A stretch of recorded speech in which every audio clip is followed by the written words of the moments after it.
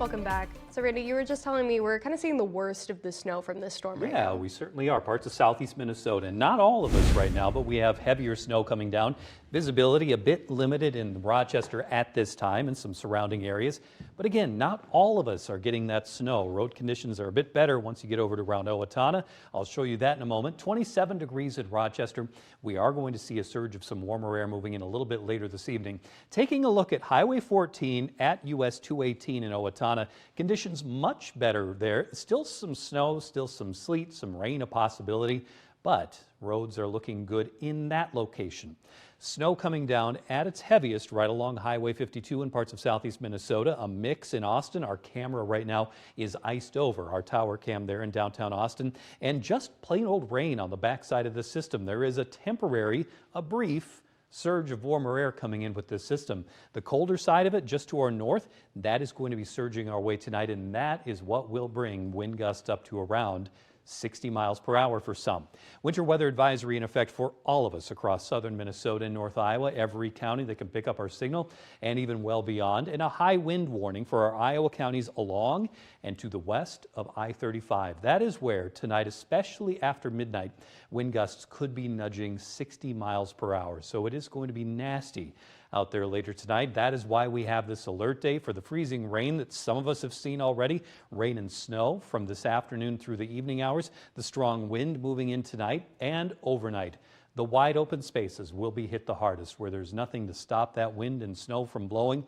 By the time we get into the next couple of hours, snow still lingering across southeast Minnesota, but not as much from Albert Lea down to Mason City.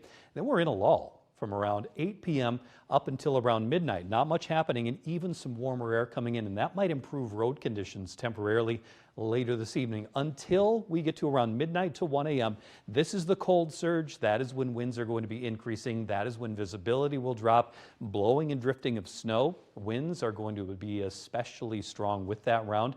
So just a heads up, if you had any plans to be out on the roads between around midnight and about 7 o'clock tomorrow morning, it's going to be a bit rough out there thanks to those strong winds. But once we get to tomorrow afternoon, conditions improve quite a bit. Still a northwesterly gust, but not as gusty as what we're seeing tonight. Oh yeah, and then another round of snow that's bringing about 1 to 3 inches of snow for us on Thursday.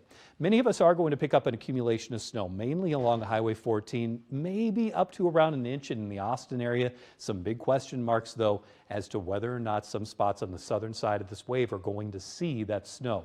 We are going to get the wind, though. That's one of the aspects tonight that will be the worst. By about midnight tonight, wind gusts up to around 50 miles per hour to 55 miles per hour from Austin to Albert Lea.